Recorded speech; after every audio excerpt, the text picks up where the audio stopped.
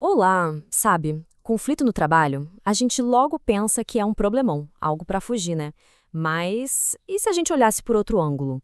E se o conflito for, na verdade, o começo de tudo, o ponto de partida para o crescimento, para a inovação e, o mais importante, para a negociação? É isso que a gente vai desvendar aqui, como transformar o conflito de um obstáculo numa ferramenta, e numa ferramenta super estratégica. E olha, essa frase diz tudo, né? O conflito não é o inimigo da negociação, muito pelo contrário. Ele é a razão pela qual a negociação existe. É a discordância que bota as cartas na mesa e cria aquela necessidade de, juntos, encontrar uma solução. Bom, vamos mergulhar nisso? Então, o nosso roteiro é o seguinte: a gente começa entendendo o papel do conflito. Depois, vamos fundo na habilidade que eu diria que é a mais crucial de todas, a escuta ativa. Daí, partimos para um kit de ferramentas bem prático, com 5 maneiras de lidar com impasses. E, para fechar, a gente eleva a conversa para a prevenção e para os princípios de uma liderança que realmente faz a diferença. Vamos lá, começando pela base de tudo. É muito importante virar uma chavinha na nossa cabeça. Negociar não é uma batalha. Não é mesmo. Pense nisso como um projeto em conjunto, uma cooperação para encontrar saídas. O consultor Márcio Miranda, ele diz uma coisa muito interessante. Quando a gente decide negociar, a gente está, na verdade, fazendo uma escolha consciente. A escolha de não entrar numa briga de ganha-perde. É optar por preservar relacionamentos e buscar um resultado que seja bom para todo mundo. O objetivo muda completamente. Não é sobre derrotar o outro, mas sim sobre descobrir onde é que os nossos interesses se cruzam.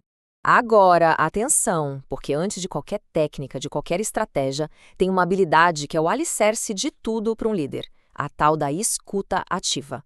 Sem ela, pode acreditar, nenhuma outra ferramenta de gestão de conflitos vai funcionar de verdade. E a diferença aqui é gigantesca.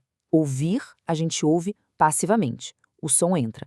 Agora, escutar ativamente, isso é um ato de engajamento total. É por um instante deixar o nosso próprio ponto de vista de lado para tentar entender genuinamente o mundo da outra pessoa.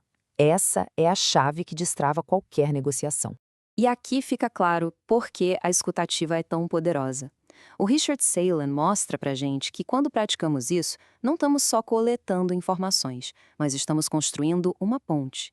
Estamos baixando a temperatura da conversa, criando um espaço seguro onde o outro lado se sente à vontade para se abrir, para compartilhar o que é realmente importante.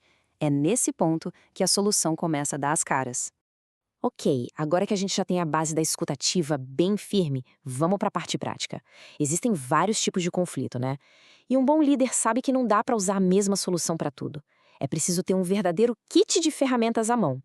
Então, aqui estão 5 estilos bem distintos. Primeiro, a competição. É para quando uma decisão precisa ser tomada rápido, mesmo que seja impopular. Depois, a evitação. Essa serve quando o assunto é pequeno demais ou quando, sei lá, os ânimos estão exaltados. Aí vem a acomodação, que é quando a gente cede porque manter a relação é a prioridade. O compromisso, esse é o clássico meio termo, onde cada lado abre mão de um pouquinho.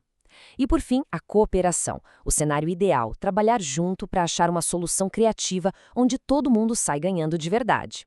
O ponto-chave, então, é o seguinte: a abordagem certa depende da situação, não tem uma resposta pronta.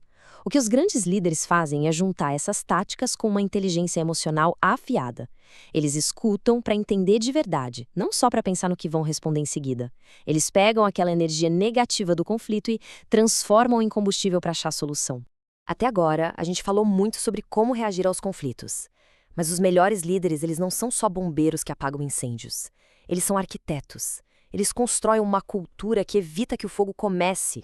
Muitas vezes, a raiz de um monte de conflito interno não é nenhuma grande crise, mas sim um vácuo de informação. É simples. Quando as pessoas não sabem o que está acontecendo, o porquê das decisões ou para onde a empresa está indo, a desconfiança e o conflito simplesmente florescem. E essa comparação aqui deixa o impacto bem claro, né? De um lado, uma cultura transparente gera engajamento, confiança e estabilidade. Do outro, a falta dela alimenta exatamente os problemas que a gente tenta resolver: conflitos, gente desmotivada e perda de talentos. Transparência não é só uma coisinha legal de ter, é uma estratégia de negócio. E como é que isso funciona na prática? Bom, a transparência faz cada pessoa do time se sentir parte importante do todo.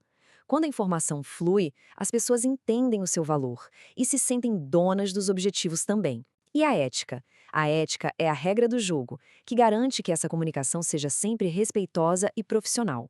Para finalizar, vamos para o nível mais profundo da liderança, porque, para além de todas as técnicas e estratégias, existe uma espécie de guia interno que orienta cada decisão. Esse conceito de sabedoria moral é como se fosse a bússola do líder. Não é só saber o que é certo e errado. É ter a empatia para entender o impacto de cada decisão e a integridade para comunicar isso com honestidade, mesmo quando é difícil.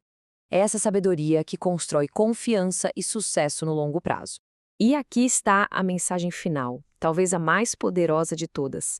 Existe uma ideia errada de que para ser eficaz é preciso abrir mão da integridade, ou que para ser empático tem que ser menos firme. Isso não é verdade. Uma coisa alimenta a outra. A integridade constrói a confiança, que torna a eficácia sustentável. Então, fica essa reflexão. A grande liderança não está em escolher entre ser firme e ser empático. Está em saber integrar as duas coisas. No fim das contas, dominar o conflito não é sobre vencer discussões, mas sobre construir pontes e transformar cada desacordo em uma oportunidade para um futuro mais forte.